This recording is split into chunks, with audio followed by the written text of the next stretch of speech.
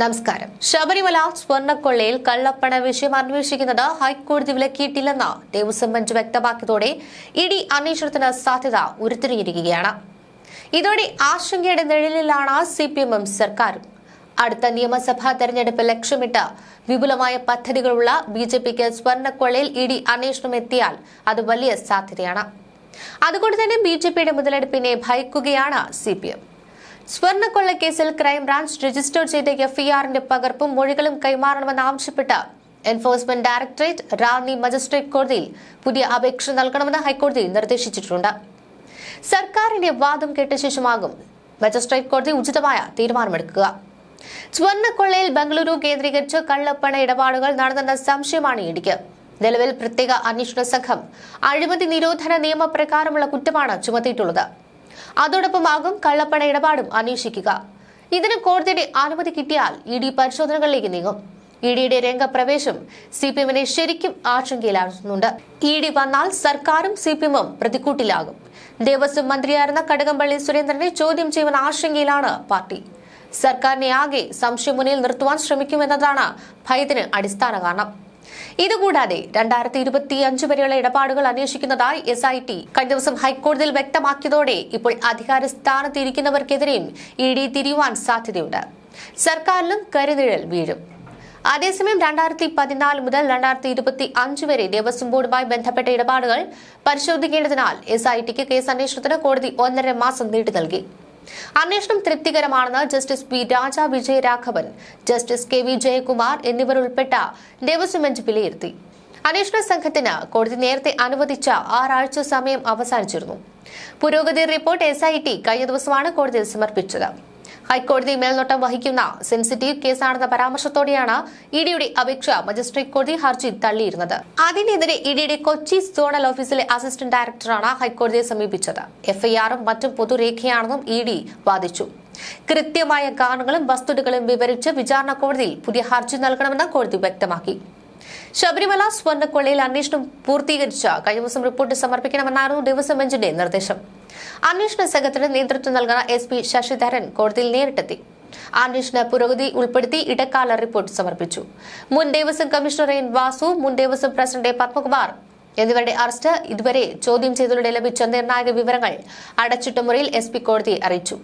അന്വേഷണം നിർണായക ഘട്ടത്തിലാണെന്നും കൂടുതൽ പേരെ ചോദ്യം ചെയ്യാനുണ്ടെന്നും വ്യക്തമാക്കിയതോടെ അന്വേഷണത്തിന് 1 മാസം കൂടി അനുവദിക്കുകയായിരുന്നു. വരും ദിവസങ്ങളിൽ കൂടുതൽ പേരുടെ അറസ്റ്റിലടക്കം അന്വേഷണ സംഘം കടക്കുമെന്നാണ് സൂചന.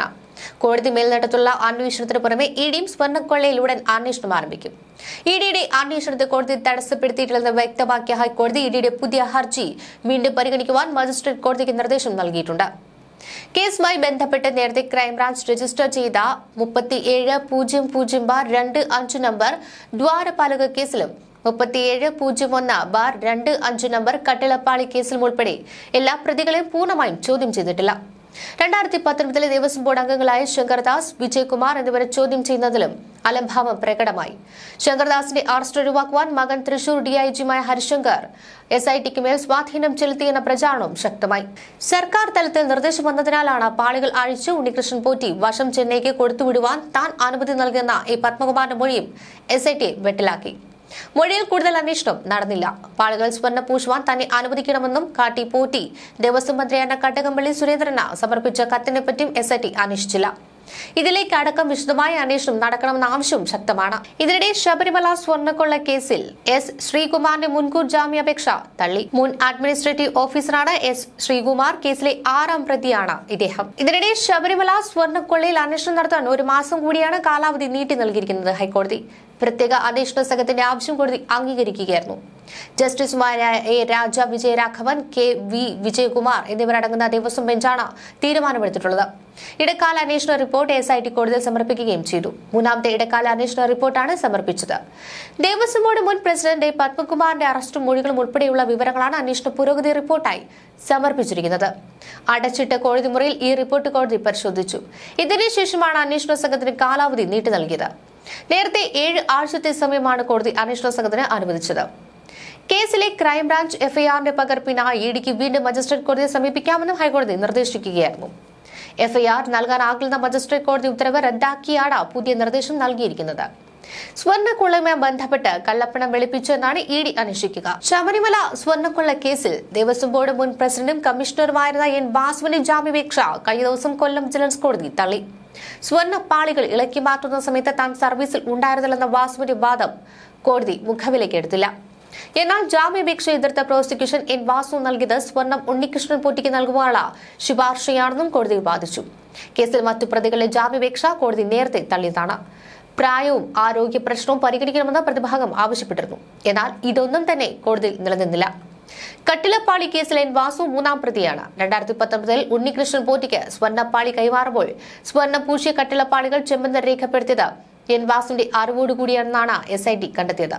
എന്നാൽ ഇത് തെറ്റാണെന്ന് കോടതിയിൽ ധരിപ്പിക്കുവാനാണ് പ്രതിഭാഗം ശ്രമിച്ചത്.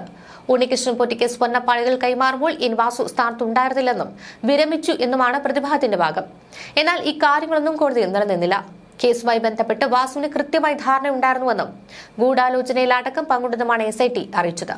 തുടർന്നാണ് ജാമ്യാപേക്ഷ തള്ളിയതും. ശബരിമല സ്വർണ്ണക്കൊള്ള കേസ് ഇഡിക്ക് അന്വേഷിക്കാമെന്നും കോടതി പിന്നീട് വ്യക്തമാക്കുകയായിരുന്നു.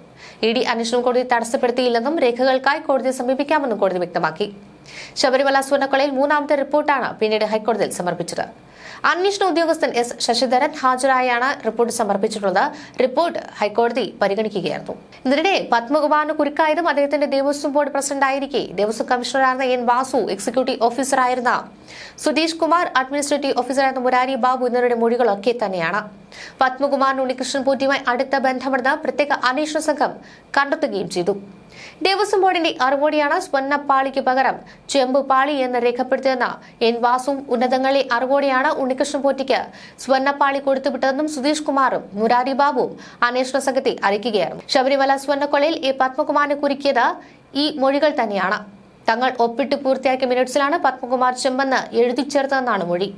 2019 മാർച്ച് 19 ദേവസ്വം ബോർഡ് യോഗം ചേർന്ന് കട്ടളപ്പാളി സ്വർണ്ണം പൂശുവാൻ ഉണ്ണികൃഷ്ണൻ പോറ്റിയെ സ്പോൺസറെ ഏൽപ്പിക്കുവാൻ തീരുമാനിച്ചു. ഈ യോഗത്തിൽ മിനിറ്റ്സിലാണ് സ്വർണം പൊതിഞ്ഞത് എന്നെഴുതിയിരുന്ന ഭാഗം പത്മകുമാർ പച്ചമഷി കൊണ്ട് വെട്ടി ചെമ്പെന്നെഴുതുകയും അതിന് താഴെ ഇത് കൊടുത്തുവിടുവാൻ യോഗം അനുവദിച്ചിരിക്കുന്നുവെന്ന് കൂട്ടിച്ചേർക്കുകയും ചെയ്തത്. സ്വന്തം കൈപ്പടയിൽ എഴുതിയതാണ് പത്മകുമാർ ഒപ്പിട്ടിരിക്കുന്നത്. ഇത് കൂട്ടായി എടുത്ത തീരുമാനമാണോ എന്നറിയുന്നതിനായാണ് അന്നത്തെ അംഗങ്ങളെ അന്വേഷണ സംഘം ചോദ്യം ചെയ്തത്. അതായത് ബോർഡ് പ്രസിഡന്റിനെ കൈവിട്ടു. ദേവസ്വം ബോർഡ് യോഗത്തിലെ തീരുമാനങ്ങൾ സെക്രട്ടറി അന്നോ അടുത്ത ദിവസമോ മിനിറ്റ്സായി എഴുതിയെന്ന് അംഗങ്ങൾ മൊഴി നൽകി. ആ ഡ്രാഫ്റ്റ് അംഗങ്ങളെ കാണിച്ചു. അത് പരിശോധിച്ച് അംഗങ്ങൾ ഒപ്പിട്ടു. ശേഷം ദേവസ്വം ബോർഡ് പ്രസിഡന്റ് ഒപ്പിട്ടു. അങ്ങനെയാണ് തീരുമാനം കൈക്കൊള്ളുന്നതെന്നുമാണ് അംഗങ്ങൾ മൊഴി നൽകിയത്.